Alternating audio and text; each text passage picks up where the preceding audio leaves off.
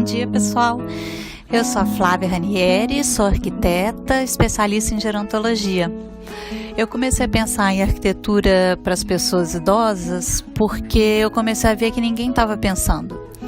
A gente vem de uma cultura latina aqui no Brasil, onde a pessoa idosa, normalmente ela vai morar com os filhos, seja por opção ou por falta de opção.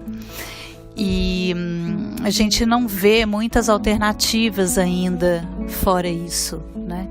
E eu comecei a pesquisar e olhar porque eu mesma já faço parte de uma geração que eu não tenho filhos, onde os meus primos não têm filhos.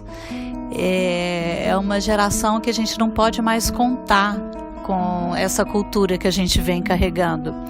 E aí comecei a pensar em que alternativas eu teria para viver esse momento da vida, né? E comecei a ver que eu não estava feliz com o que eu estava vendo. Comecei a pesquisar, foi quando eu também resolvi fazer a pós em geronto. E desde então eu tenho tentado levar para as pessoas formas positivas de moradia que respeitem as próprias escolhas, a própria história, que leve qualidade de vida, que seja mais humanizada e que não seja uma moradia sempre associada com uma doença ou com as limitações que fatalmente podem vir, né, com essa etapa de vida. Nesse sentido, eu decidi fazer um ambiente na Casa Cor que chama Estúdio da Longevidade. Quando eu optei pela Casa Cor, foi justamente porque é uma mostra de decoração que leva tendências do bem morar, né? E o tema desse ano seria a Casa Viva. E é exatamente sobre isso que eu falo. Então eu tento mostrar que é possível ter uma moradia que ela seja segura, que ela ajude nas atividades diárias da gente, mas que ao mesmo tempo ela seja bacana, seja bonita, dá para levar nossa história e tudo mais, e que não tenha um caráter associado sempre à doença, né? Mesmo que exista limitação, a gente pode trabalhar coisas para que isso seja levado de uma forma mais leve. Eu acho que o resultado tem sido muito positivo. Eu estou impressionada, assim, superou as minhas expectativas. Conversando com as pessoas que vão visitar, eu vejo como é necessário, como elas se reconhecem, como elas se preocupam com essa questão, como elas enxergam que isso seria bacana para um pai, para uma mãe, para elas mesmas. Isso para mim já é uma satisfação enorme, eu já fico muito feliz. E aí também com isso abre caminhos para novas discussões, né? Do que é morar bem, o que é morar com dignidade, o que é importante para a gente na casa, né? Porque moradia, ela é muito mais do que simplesmente um teto, né? Morar, ela tem vários significados, tem muita simbologia envolvida. Nossa moradia é o nosso refúgio, é o nosso canto, é o lugar que a gente se reconhece, é o lugar que a gente monta a nossa história. Então, normalmente, em cada canto da nossa casa, ela tem um motivo para ter aquele objeto ali, ou ganhou, ou comprou, ou trouxe de uma viagem, e essas coisinhas elas vão montando a nossa história e a gente vai se reconhecendo na nossa casa, né? Você veja que eu não estou nem falando de beleza estética, eu estou falando de segurança física, né? Tô falando do símbolo mesmo que a casa tem.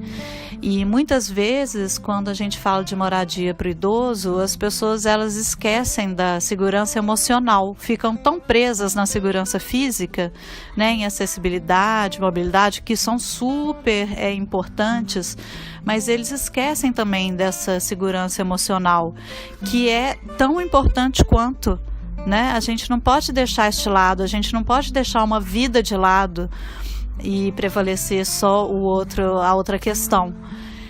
Eu tento sempre me preocupar com isso, né? O que é importante para a pessoa, o que é importante para o morador. e tentar aliar, então, a questão da segurança física com a segurança emocional. Isso é que é o mais legal de tudo. Fora as questões de isolamento social, que eu acho que tem um mercado enorme para trabalhar junto com o assunto da moradia. Tem soluções, iniciativas muito bacanas hoje em dia dentro do co-housing, né, que aqui no Brasil é chamado de colares, também de co-living. Ou mesmo na moradia individual, onde você consegue fazer uma rede de contatos com os próprios vizinhos. Tem vários aplicativos bacanas que têm ajudado nesse sentido.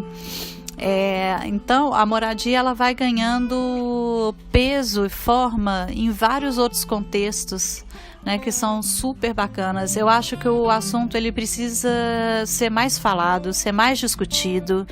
Muitas vezes as pessoas ficam muito presas em conversar sobre ILPIs modernas e tudo mais. E acho que a gente tem que falar mais sobre as várias alternativas, porque são vários tipos de idosos, né? Não tem só um tipo, existem várias situações, vários perfis, vários gostos, várias vontades, vários desejos. E eu acho que a gente tem que se preparar para poder oferecer todos esses desejos. Eu acho que tem campo para muitas opções, só que para isso a gente precisa ouvir essa geração, a gente precisa ouvir os idosos, a gente precisa ouvir os novos idosos, a gente precisa ouvir os jovens que serão os futuros idosos, para poder nos preparar para essa velhice que tem aumentado cada vez mais no Brasil, né? E que a gente não tem falado sobre isso. Eu fico muito feliz do Williams disponibilizar esse espaço para eu falar um pouquinho sobre isso. Quero me colocar à disposição para conversar com quem quiser. Eu estou super aberta, estou sempre conversando com muita gente. Desculpa. E quem quiser conversar, fico às ordens. Meus contatos é flaviaranieri@somosgrow.com, grow com U no final. Ou pode entrar no site também, www.somosgrow.com, que também eu coloco lá um pouquinho disso que eu tenho discutido e do que tem saído na mídia e tudo mais. E eu quero muito conversar com todo mundo, tá? Falem comigo, falem com o Williams, falem com o máximo de pessoas que vocês puderem. A gente precisa falar sobre moradias alternativas para as pessoas idosas. Um grande, grande beijo.